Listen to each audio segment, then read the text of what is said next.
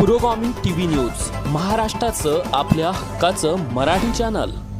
नमस्कार, पुरोगामी TV news मध्ये सर्व दर्शकांचे स्वागत। वर्धा जिल्ह्यातील ग्रामीण गृहनिर्माण अभियंत्यांचे मानधन रखडले। मागील वर्षीप्रमाणे या वर्षी देखील मानधन अद्याप मिळाले नाही।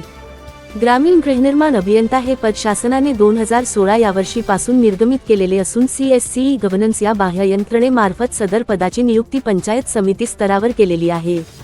गृहनिर्माण अभियंते हे शासनाची महत्त्वाकांक्षी योजना असलेली सर्वांसाठी घरे या योजनेचा लाभ लाभार्थी यांना मिळवून देण्यासाठी 2016 या वर्षापासून अत्यंत तुटपुंज्या मानधनामध्ये प्रामाणिकपणे काम करीत आहेत, परंतु वेळेत मानधन मिळत नसल्यामुळे लाभार्थ्यांचे घरकुलास भेटी देण्यासाठी तसेच कुटुंबाचे उदरनिर्वाहासाठी आर्थिक व मानसिक अडचणीचा या अभियंत्यांना सामना करावा लागत आहे।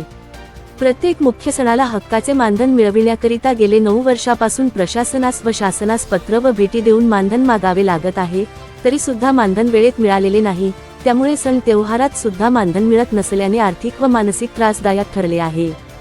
कंत्राटी अभियंता वारंवार हा अन्याय होत आहे।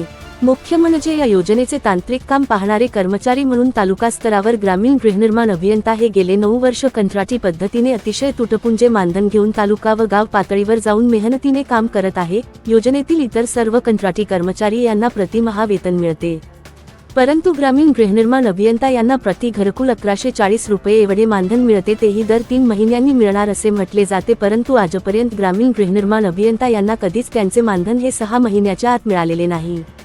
यामध्ये अभियंता यांना गाव पातळीवर जाऊन घरकुल लाभधारक यांना तांत्रिक मार्गदर्शन करणे, जागेची पाहणी करणे, लाईन आउट देणे व टप्पानिहाय त्यांच्या कामावर भेट देणे, काम वेळेत पूर्ण करून घेणे व इतर कार्यालयीन कामकाज करणे इत्यादी कामे ग्रामीण गृहनिर्माण अभियंता यांना करावी लागतात। कामाचा व्याप पाहता घरकुलाची पाहणी करिता अभियंता यांना ग्रामपंचायत कार्यक्षेत्रातील गावाला जाण्याकरिता लागत असलेला खर्च म्हणजे गाडीमध्ये पेट्रोल, त्यात पेट्रोलचे भाव गगनाला भिडलेले असताना मिळणारे मानधन हे अत्यंत तुटपुंजे स्वरूपाचे आहे, तरी केलेल्या कामाचा मोबदला सुद्धा वेळेवर मिळत नाही। जर कायमस्वरूपी वेतन असल्यास मानधन सुद्धा वेळेत मिळेल।